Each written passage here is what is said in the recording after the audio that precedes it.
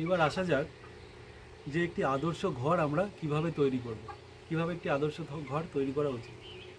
তো আপনার কিছু কিছু জিনিসের খেয়াল রাখতে হবে যে আমরা যে হাঁস বা মুরগির বাচ্চাটা আপনার ঘরে রাখার ব্যবস্থা করছি, যেই জায়গায় রাখার ব্যবস্থা করছি, সেখানে থেকে যেন শিকারী প্রাণীদের হাত থেকে যেন তারা রক্ষা পায়, এবং আবহাওয়ার যে প্রতিকূলতা আছে সেইগুলো থেকেও যাতে তাদের আগলে রাখা যায়, এবং যেই জায়গাটা আমরা ঘর করছি তার পরিবেশে যেন সম্পূর্ণ হাওয়া চলাচলের সুবন্দোবস্ত ব্যবস্থা থাকে।